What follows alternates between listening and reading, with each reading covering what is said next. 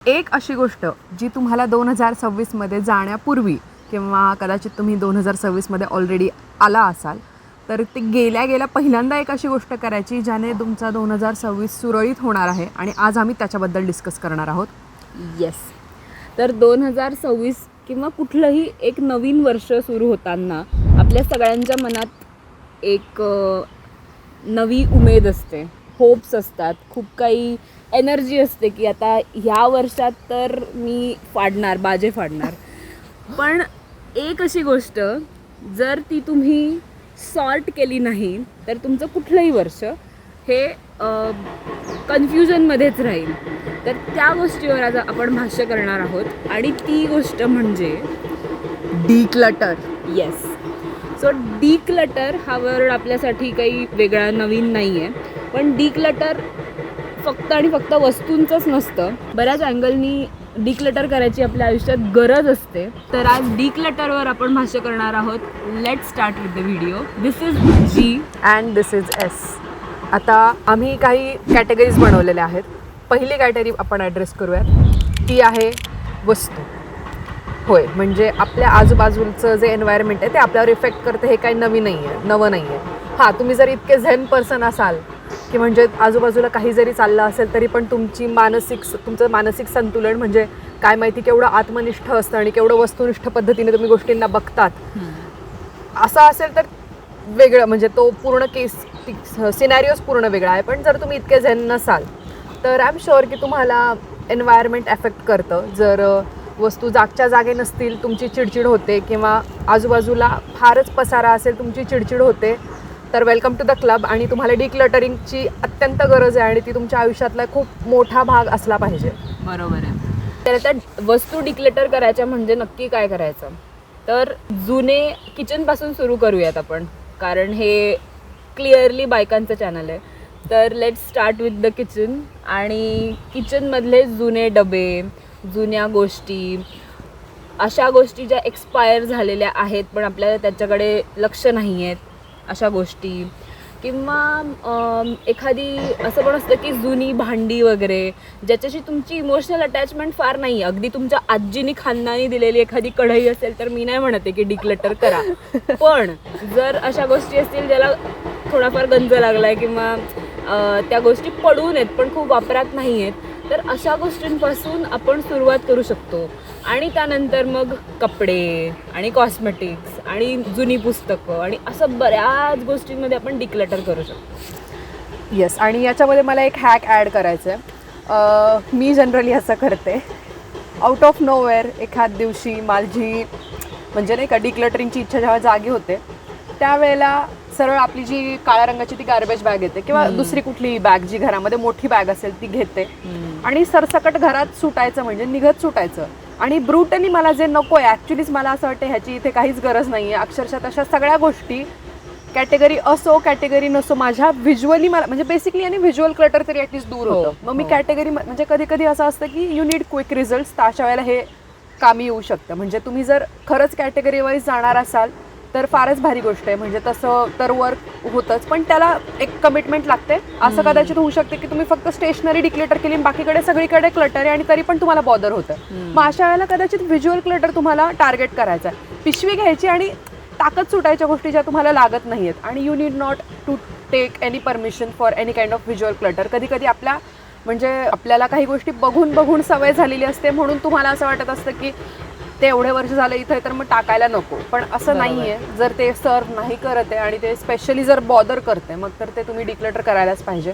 आणि तुम्हाला यूट्यूबवर जाऊन तुम्ही डिक्लटर मरी कोंडो हे जर टाकलं तर त्याच्यावर भरपूर इन्स्पिरेशन्स आणि भरपूर व्हिडिओज मिळतील.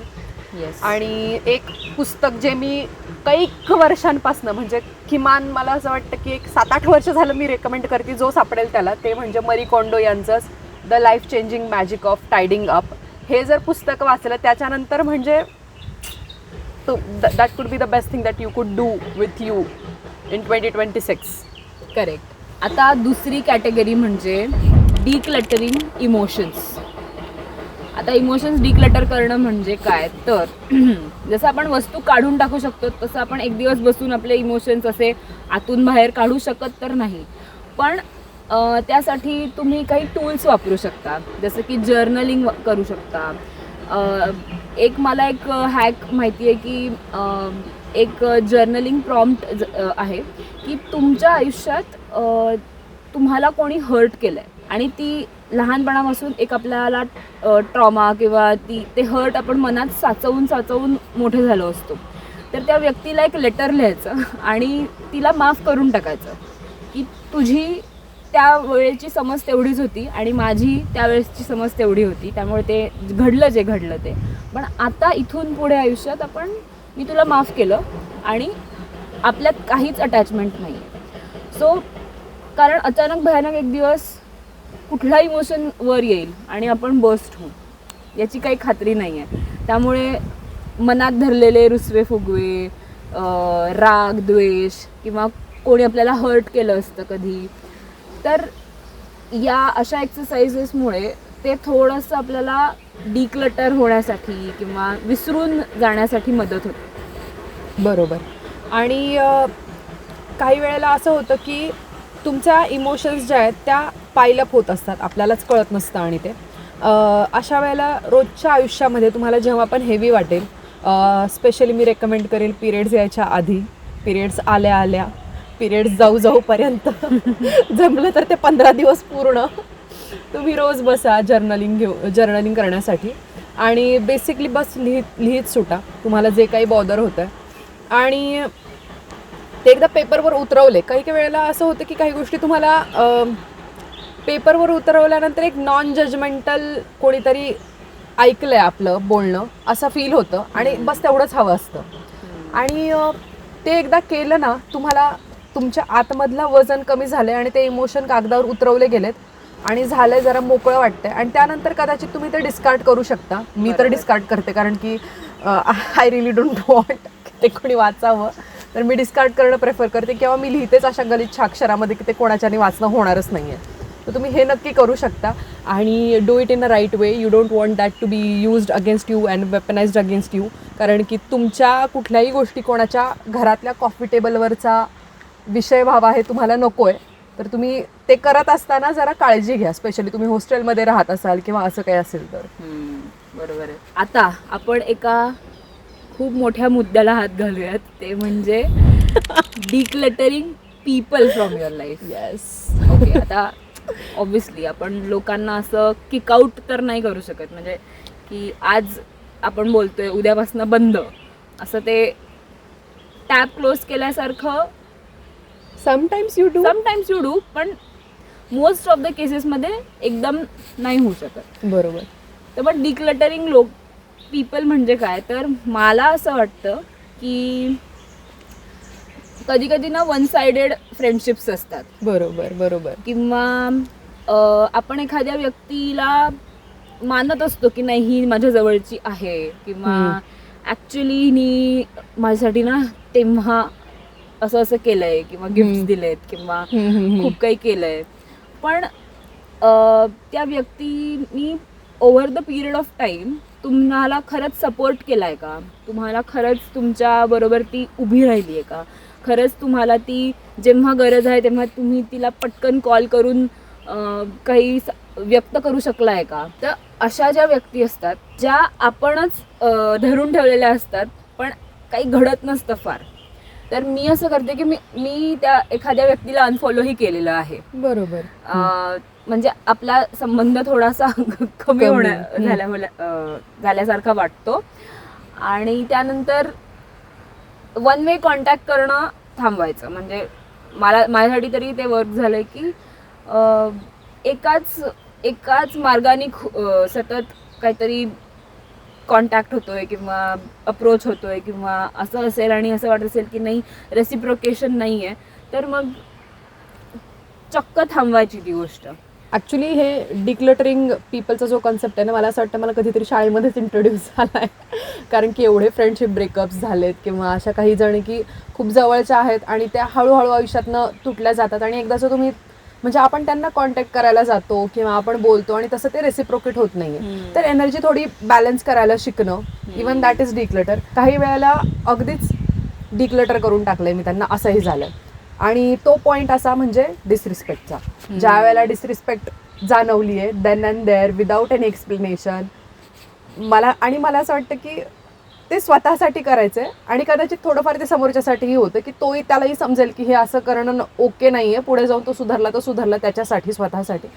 पण तुमच्या स्वतःसाठी तुम्हाला एकदा डिसरिस्पेक्ट मिळालाय तर त्याच्यानंतर तुम्ही डिक्लेअर करू शकता. फार काही एक्सप्लेनेशनची गरज नाहीये, समोरच्यालाही कळत असतं तो काय करतो.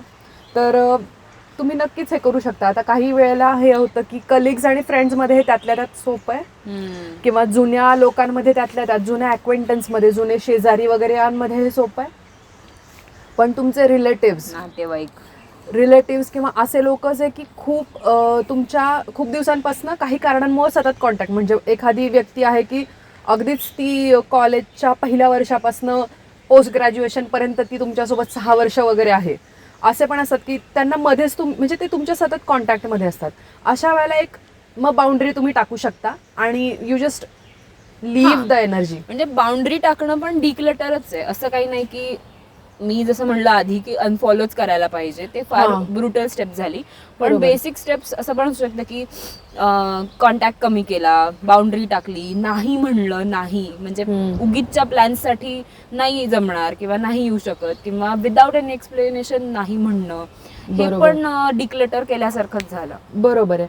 म्हणजे बेसिकली इथे एकच थंब रूल असू शकतो. डिसरिस्पेक्ट तर टॉलरेट करायची गरजच नाहीये.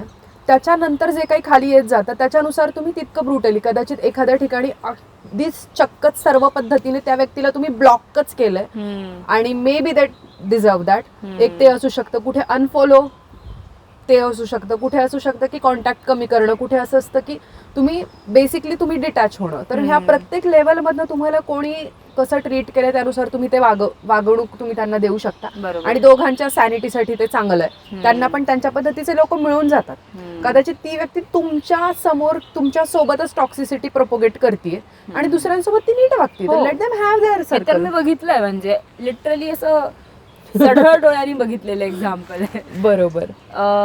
तर तुम्ही तुमची वाईब चूज करा, तुम्ही तुमची एनर्जी चूज करा. तुम्हाला पूर्ण अधिकार आहे तुमच्या सभोवताली कोणती वस्तू, कोणती लोक आणि कोणते इमोशन्स तुम्ही कॅरी कराल आत. कारण हे जे इमोशन्सचं आणि अनसेड भावनांचं जे बॅगेज आहे ना, ते बॅगेज येते. आपली पाठ अशी वागते अननोईंगली, आपल्याला माहित नाही ते वजन काढल्यावर आपल्याला 4 किलो कमी झाल्यासारखं वाटणार आहे. त्यामुळे 2026 मध्ये एंटर करतोय आपण. तर let's go with a bang आणि decluttering mindset. Yes, with this let's wrap this episode. This is S signing off and this is G over and out.